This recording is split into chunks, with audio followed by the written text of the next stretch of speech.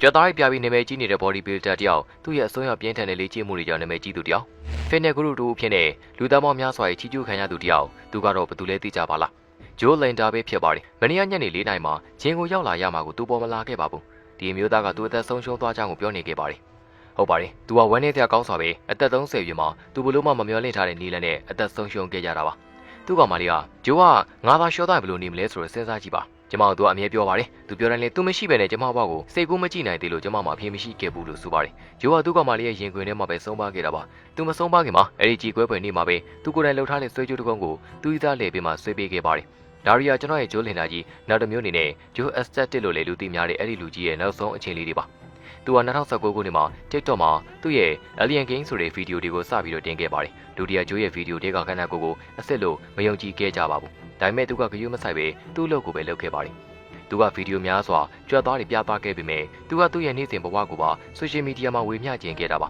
ဒါပေမဲ့သူကလူတွေကိုတကယ်ပဲစိတ်ထက်ခွန်အားပေးကျင်ခဲ့တယ်ဆိုတော့လေတွေ့ရပါလိမ့်မယ်ကျွန်တော်မြဲလူတိုင်းအတွက်အကောင်းဆုံးဖြစ်စေခြင်းခဲ့တာပါကျွန်တော်တခုခုပြောပြီးဆိုရင်အဲ့ဒါလူတွေကိုတကယ်ကူညီခြင်းလို့ပါတကယ်ယူသားသားပြောတာပါတကယ်လို့တခုခုကျွန်တော်ပြောပြီးဆိုရင်အဲ့ဒါကတကယ်ယူရတာပါလူတွေကိုတကယ်ကူညီခြင်းတာလုံဆော်ခြင်းတာစိတ်ထက်ခွန်အားပေးခြင်းတာကောင်းတဲ့စိတ်တွေဖြန့်ဝေခြင်းတာပျော်ရွှင်တဲ့အခြေအနေရှိခြင်းတာပါဆိုပြီးတော့သူကပြောခဲ့ပါတယ်ဒါပေမဲ့လေ2021ခုနှစ်မှာတော့ဒီဆရာထက်တန်တဲ့ကာယဖလသမားဟာဂျီကိုမက်စတီယာလို့ခေါ်တဲ့ယောဂကိုခန်းစားခဲ့ရပါတယ်ဘယ်လိုယောဂလဲဆိုတော့ဟော်မုန်းမညီမျှမှုဒါမှမဟုတ်ဟော်မုန်းကုထုံးနေကြသူ့ရဲ့ရင်သားဟာပုံမှန်မဟုတ်ဘဲနဲ့ကြီးထွားလာနေတဲ့ယောဂပါဒါကြောင့်မဲသူကကျွန်တော်ထူးဆန်းတဲ့အခြေအနေမှာရှိတာဗျဒီမှာကျွန်တော်ရဲ့ရင်သားတွေကလှုပ်တော့နဲ့ဖြစ်နေတာတွေ့လားအဲ့ဒါဘာဖြစ်တာလဲဗျဘယ်လိုပြင်မြင်ရမှာလဲဒါတွေကိုဆိုပြီးတော့သူကပြောခဲ့ပူပါတယ်ကံကောင်းစွာနဲ့ပဲဂျိုးဟာခွဲစိမှုအောင်မြင်ခဲ့ပါတယ်သူပြန်လည်နေလည်ထူလာနိုင်ခဲ့ပြီးတော့သူ့ကိုထောက်ခံသူအားလုံးအတွက်လေ့ကျင့်ခန်းဗီဒီယိုတွေဆက်လုပ်ခဲ့ပါတယ်တင့်တော်တဲ့အစားစားတင့်တော်တဲ့အစားတော့အစီအစဉ်တိုင်းလေ့ကျင့်ကိုလုံးကိုပေါက်ကောင်းလာလိမ့်မယ်အဲ့ဒါဆိုရင်ခင်ဗျားတို့ရဲ့ apps တွေကိုမြင်ရလိမ့်မယ်ဆိုပြီးတော့သူကပရိသတ်တွေကိုအခုမြင်နေရသလိုမိုတီလေးပေးလေးရှိပါတယ်ဒါပေမဲ့အဲ့ဒီနောက်ပိုင်းဖြစ်ပျက်တွေကတော့တော်တော်များများဆန်းဖြစ်လာခဲ့ပါတယ်ဒီနေ့မတ်လ29ရက်နေ့မှာဆိုင်ကယ်စီးများရှော့ခံမလားဆိုတဲ့စကားလုံးနေတဲ့ဆိုင်ကယ်စီးနေတဲ့ဗီဒီယိုတစ်ခုကိုတင်ခဲ့ပါတယ်မီလာဒီယာနီမှာတော့သူ့ရဲ့နှစ်ပေါင်းများစွာနဲ့ပဲကြီးခဲ့တဲ့ Alien Games ကိုဘယ်လိုလုပ်တယ်ဆိုတော့နောက်ဆုံးမှာတော့ဝေမျှခဲ့ပါတယ်ငါလုပ်တော့မယ်ဘရိုငါပြောမယ်လူတွေကငါဒါကိုဘယ်လိုလုပ်တာလဲအမြင်မေးကြတယ်တကယ်တော့ဒါကကြွက်တောင်လုပ်ပြီးတော့လုပ်တော့ပါကြွက်တက်တာနဲ့အဲ့ဒီလိုဒုက္ခသွားတာအမှန်တိုင်းပြောရင်တော့နားတယ်တကယ်တော့တော်တော်နာတာပိုလုပ်လေပိုနာကျင်လေးပဲဆိုပြီးတော့သူကအဲ့ဒီဗီဒီယိုမှာလှုပ်ပြပြီးသူနာကျင်ခဲ့ပြီးတော့လုပ်နေကြောင်းဖွင့်ရခဲ့ပါတယ်ဗီဒီယိုမှာဆိုရင်သူတချင်းစုံနေရကိုတွေ့ရပါလိမ့်မယ်ကဘာကြီးလှပါတယ်လို့သူကဆိုခဲ့ပါတယ်ဂျိုးဟာသူ့ရဲ့ကာယပလသမားတငယ်ချင်းတွေနဲ့ဗီဒီယိုရိုက်ရတာကိုနှစ်သက်ပါတယ်လာကုန်ကန်ဒီမှာတော့သူကနောက်ထပ်သူ့ရဲ့ဗီဒီယိုဟောင်းတစ်ခုကို What's any random moment here ဆိုတဲ့ caption နဲ့ဝေမျှခဲ့ပါတယ်ဇွန်လ20ရက်နေ့မှာဂျိုးဟာသူ့ကိုတစုံတယောက်ပေးခဲ့ဖို့တဲ့အရေးကြီးဆုံးကြေညာကိုဝေမျှခဲ့ပါတယ်ဒါကျွန်တော်တို့အားလုံးတွေ့လေရေးကြည့်တယ်လို့ထင်ပါတယ်စီကန်းရှိအောင်သင်ယူပါအချင်းကြလာတဲ့နေ့များစီကန်းရှိပြီးဆရာထက်သမို့လိုအပ်တဲ့အရာတွေအများကြီးလုပ်ရမယ်ဆရာထက်သမို့နဲ့စီကန်းရှိမယ်ဆိုရင်လူတိုင်းဟာသူတို့ဘဝရဲ့အကောင်းဆုံးပုံစံကိုရောက်ရှိနိုင်ပါတယ်ဆိုပြီးတော့သူကဒီဗီဒီယိုမှာပြောခဲ့ပါတယ်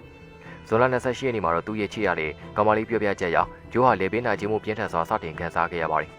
်ဒါပေမဲ့သူတို့ကဒါကဘာမှမဟုတ်ဘူးလို့ထင်ခဲ့ပါတယ်အရေးကြီးတယ်လို့မယူဆခဲ့ပါဘူးဒါပေမဲ့နောက်ပိုင်းမှာတော့သူ့ကောင်မလေးနောက်တားရတော့မှာပါနောက်တနေ့ဇွန်လ29ရက်နေ့မှာဂျိုးဟာ Instagram မှာ post ကိုတော့တင်နိုင်ခဲ့ပါတယ်ဒါသူ့ရဲ့နောက်ဆုံး post ပါပဲလူများဒါသူတခုခုဖြစ်တော့မယ်ဆိုတော့ကြိုးသိနေတဲ့နှုတ်ဆက်စကားလိုတော့ထင်ကြပါတယ်လူတယောက်အနေနဲ့လေအော်ဆရာကောင်းကြီးကောင်းလာပြီးကိုလုံးကိုပေါလှပအောင်ပဲလေ့ကျင့်မှုလိုပါတယ်၃ရက်ကြာမှတော့အစိုးဆုံးသတင်းတွေရောက်လာခဲ့ပါတယ်သူငယ်ချင်းတယောက်ကသူမနေ့ကညနေ4 နာရီလောက်ကျင်းမှာကျွန်တော်နဲ့ဆုံရမှာဗျဒါပေမဲ့သူကဂျင်းကိုပေါ်မလာခဲ့ဘူးဆိုပြီးပြောနေခဲ့ပါတယ်တကယ်နာကျင်ရပါတယ်ဆိုပြီးတော့သူ့ရဲ့ရီးစားကလည်းဒီကြေကွဲပွဲသတင်းကိုတီးပြခဲ့ပါတယ်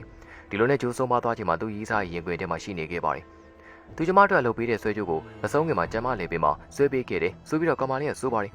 ်သူ့ရဲ့ရီးစားနဲ့တငယ်ချင်းတွေကဂျိုးဟာ aneurysm လို့ခေါ်တဲ့သွေးကြောဖောက်ပြီးတော့ပေါက်ထွက်တာကြောင့်ဆုံးပါခဲ့အောင်ဒီပြူခဲ့ပေမဲ့လူများပြားကတော့ steroid ကြောင့်လိုပဲတန်တရားရှိနေကြစေပါ steroid တွေအများကြီးသုံးတယ်လို့ပြောမဲ့သူတွေရှိနိုင်ပေမဲ့ကျွန်တော်က test replacement therapy ပဲသုံးခဲ့တာပါကျွန်တော် steroid သိမ့်မသုံးပါဘူးဆိုပြီးတော့ဂျိုးကဗီဒီယိုတစ်ခုမှာပြောခဲ့ပါတယ်ဂျိုးဟာ steroid အရင်ကသုံးခဲ့ဖို့ကြောင့်ဝန်ခံခဲ့ဘူးပါတယ်ဒါမှလည်းဆရာဝန်တူကဂျိုးရဲ့ခန္ဓာကိုယ်ပုံစံမြင်ပြီးတော့အသက်30မှာဆုံးပါတယ်လို့ကြားရတယ်လို့များပြားဟာ steroid အလုံးစုံသုံးတာနဲ့ဆက်ဆက်နေတယ်လို့ထင်ကြမှာပါဒါကတကယ်ကိုရှက်စရာပဲဘာဖြစ်လို့လဲဆိုတော့aneurysm ကတခြားစီလေဆိုပြီးတော့ပြောခဲ့ပါတယ်ဒါပေမဲ့ကျွန်တော်တို့သူ့ရဲ့ရီးစားနဲ့တငယ်ချင်းတွေပြောတာကိုပို့ပြီးတော့ယုံကြည်ခြင်းပါတယ်သူ့ရဲ့နောက်ဆုံးချိန်ကနေကျွန်တော်တို့အားလုံးသင်ခဲသားယူနိုင်ပုံမျှော်လင့်ပါတယ်ဘာဖြစ်လို့လဲဆိုတော့ဂျိုးကကျွန်တော်တို့ကိုယုံကြည်စေခြင်းတဲ့အရာတစ်ခုရှိတယ်ဆိုရင်အဲ့ဒါကဆရာထက်သန်ပြီးတော့စီကန်းရှိနေထိုင်ခြင်းအပြင်ကျွန်တော်တို့ရဲ့အကြီးမြတ်ဆုံးပန်းတိုင်တွေကိုရောက်ရှိနိုင်တယ်ဆိုတော့ပါပဲ